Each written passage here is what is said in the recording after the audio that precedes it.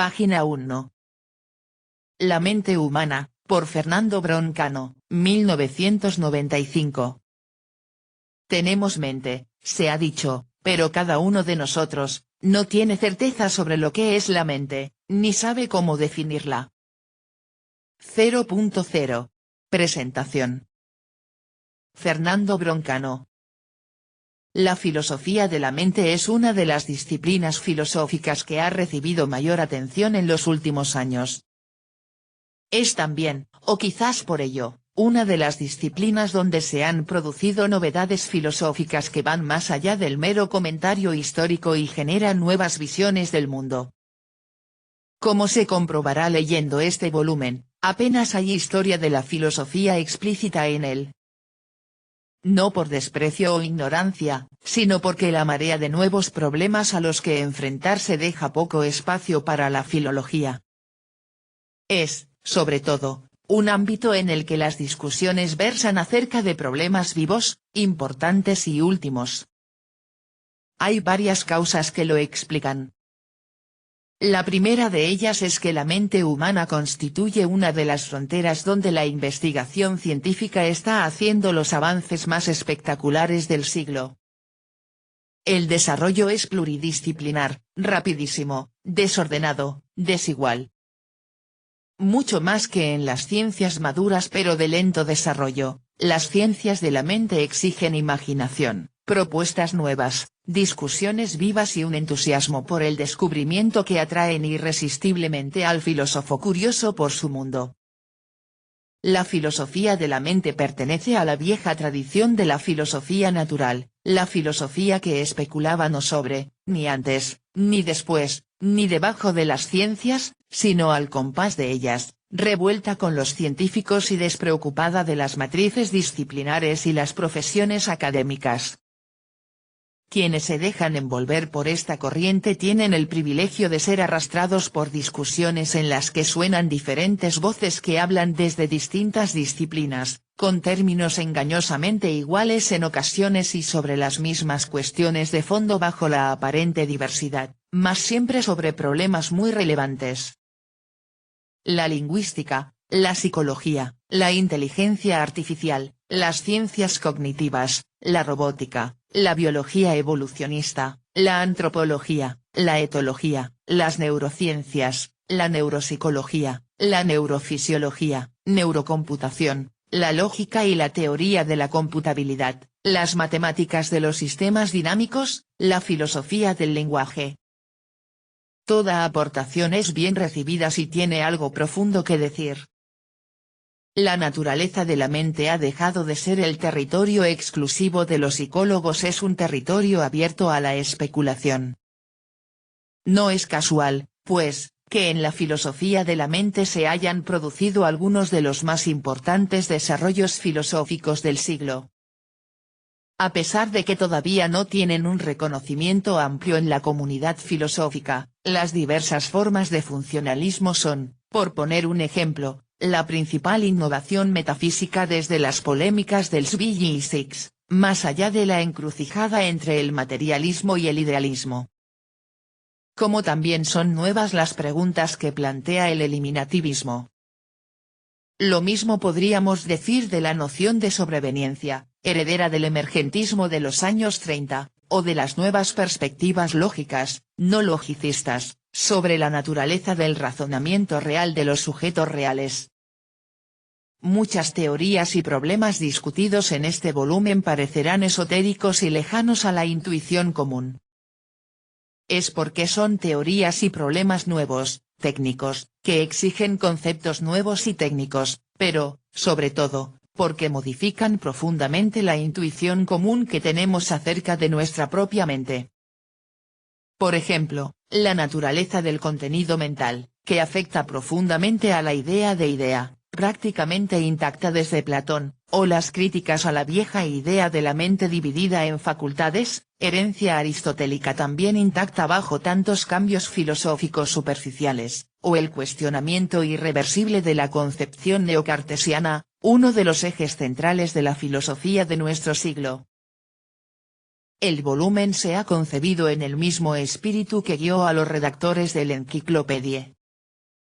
Se busca claridad expositiva, didáctica filosófica y amplitud de perspectivas, pero no conclusiones estables y definitivas. Nos hemos propuesto hacer un volumen histórico, que tenga sentido como un manual de intervención inmediata en la discusión actual, pero no un volumen para la historia. Hemos dividido el volumen en los temas esenciales desde la perspectiva contemporánea, esto es, los temas que son objeto de mayor discusión entre los filósofos y los científicos. La primera parte, que abarca los artículos de Eduardo Rabosi, Manuel García Carpintero, Daniel Quesada, Jesús Ezquerro y Josep Corbí y Josep Lluís Prades, se ocupa de la introducción a las concepciones sobre la mente vigentes en la actualidad.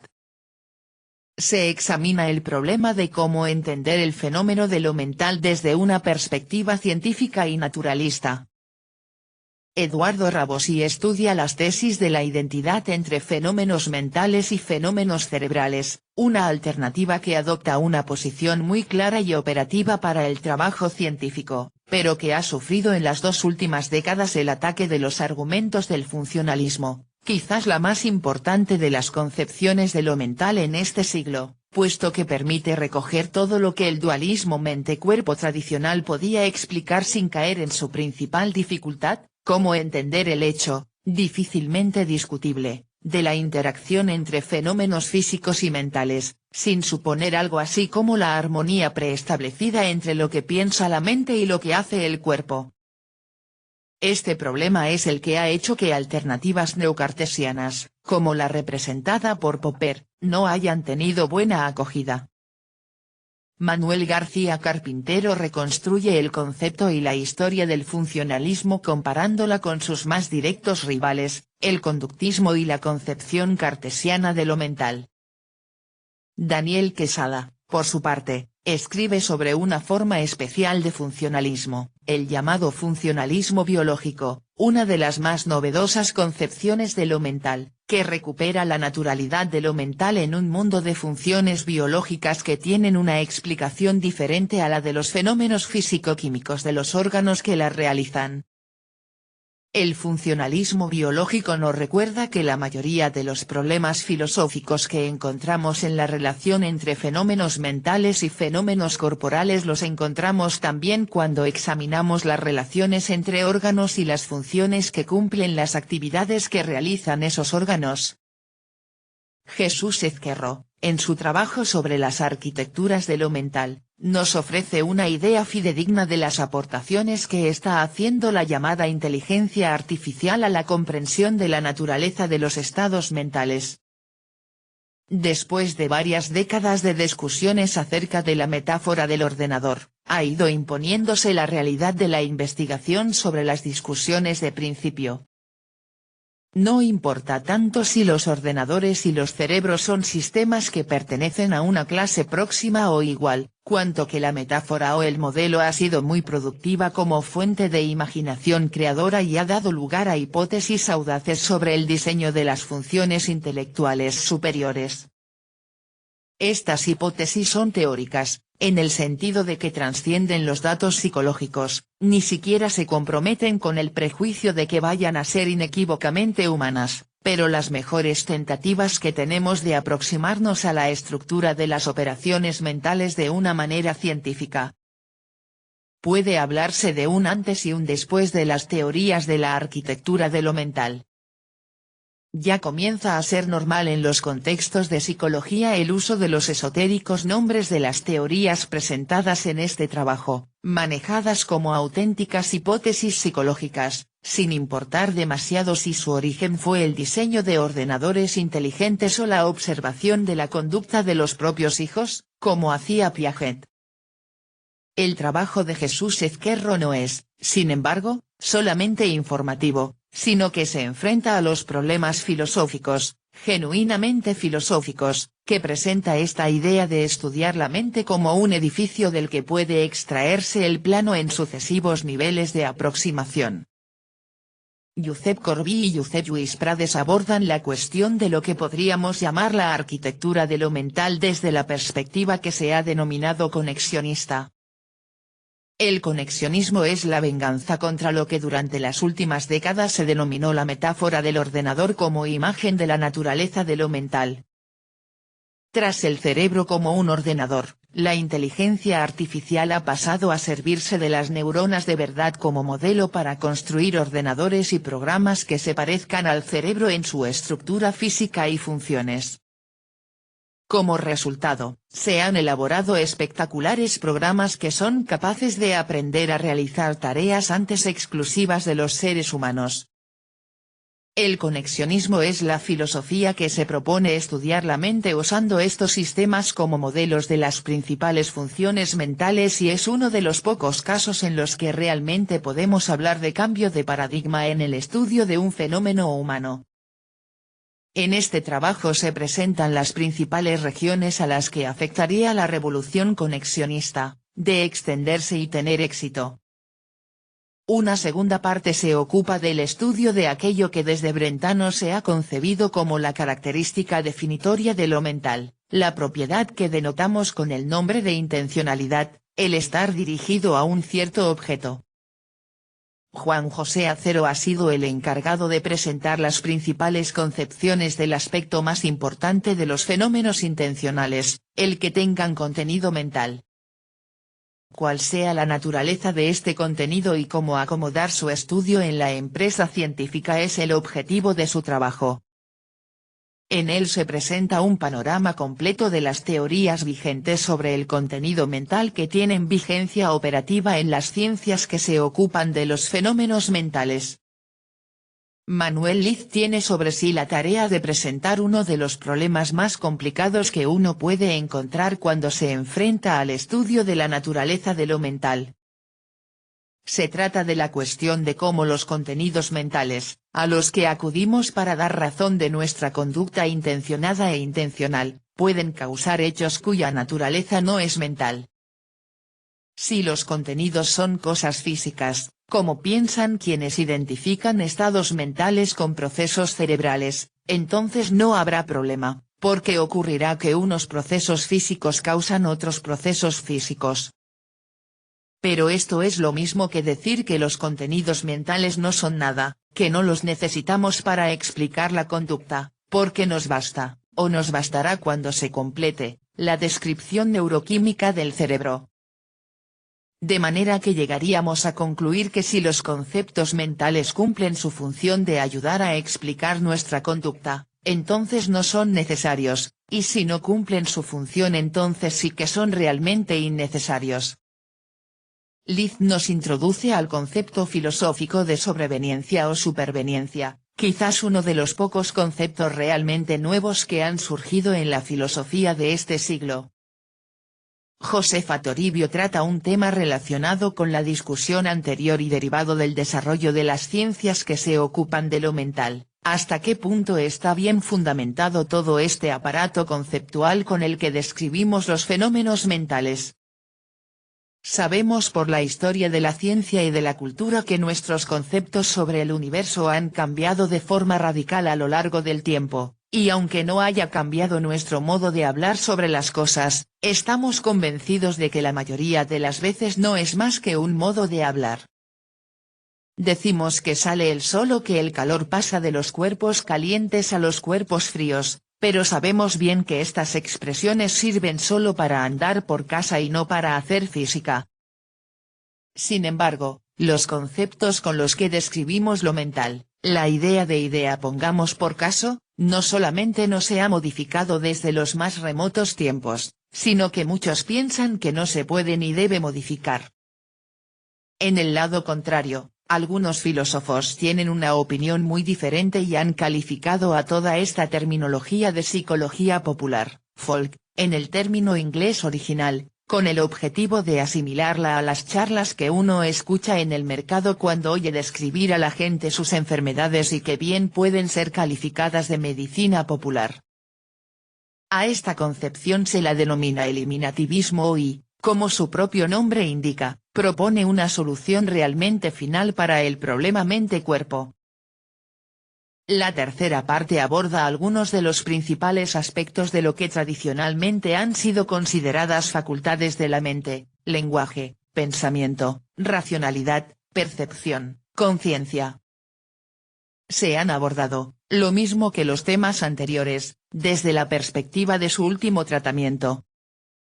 Antoni Gomila se ocupa del lenguaje y de cómo pudo emerger en el tiempo esta facultad, la más importante para la configuración de la mente humana. Ya nadie duda a estas alturas de que el Homo sapiens sapiens es el único mono gramático que subsiste en la superficie de la Tierra y de que la capacidad para el lenguaje es en gran parte innata, y de que la cuestión de cómo tal cosa pudo ser posible es quizás una de las preguntas más profundas que uno puede dirigir a la teoría de la evolución. El estudio evolutivo del lenguaje no es solamente un problema histórico o antropológico, aporta también una forma de mirar el propio lenguaje, pero sobre todo una forma de mirar cuál es nuestra identidad natural como especie. Fernando Broncano desarrolla varios de los aspectos correlacionados con lo que tradicionalmente hemos llamado razón o racionalidad: qué modelo describe la racionalidad, qué relaciones hay entre racionalidad y emociones, si puede hablarse individualmente de racionalidad o si acaso la racionalidad no sería una herencia de nuestra constitución como especie social, la herencia de los monos que se organizaron en bandas y que, al hacerlo, generaron un nuevo medio ambiente lleno de nuevos problemas que nacen de las relaciones sociales y no de la exigencia de supervivencia física. Vicente Sanfélix presenta las principales concepciones actuales sobre la percepción, otra de las grandes regiones de investigación de lo mental. Alfonso García Suárez nos muestra precisamente un problema general de todo lo mental, pero en el que la percepción se involucra de modo especial, a saber, el problema de las cualidades fenomenológicas o qualia, de hecho el lugar donde nació el problema de lo mental, cuando Descartes y sus contemporáneos notaron para el resto de los tiempos que no hay cosas rojas ni amargas, sino percepciones de algo como rojo o como amargo. García Suárez nos introduce a la panoplia de argumentos y concepciones sobre la realidad de estas propiedades que tradicionalmente se llamaban secundarias, y con ello a una de las cuestiones de más difícil tratamiento de la filosofía de la mente, pero también de las piedras angulares de cualquier teoría de lo mental. Por último, Enrique Villanueva nos presenta el problema de la conciencia, la facultad que casi todos relacionaríamos de manera más inmediata con la naturaleza de lo mental. ¿Es soluble el problema de explicar la naturaleza de la conciencia? ¿Es siquiera planteable? ¿Cuántas y cuáles son las dimensiones del problema? Muchos son los que creen que la conciencia es el muro contra el que chocarán todos los intentos de integrar nuestra naturaleza en la naturaleza de las cosas.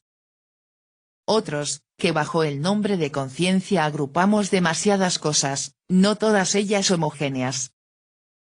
Ninguna de las discusiones, de los argumentos y teorías resulta fácil de seguir. Aparecen muchos nombres nuevos que seguramente no son familiares y teorías que en apariencia resultan ajenas a la filosofía tradicional. Pero solo en apariencia. Hay una continuidad en el desarrollo del estudio de la mente desde los primeros tiempos de la filosofía. Pero del mismo modo que después de la revolución científica aparecen nuevos conceptos que determinan el modo de pensar la naturaleza, en el siglo XX la mente es la frontera en la que se producen los cambios más profundos en la concepción de nuestra propia identidad.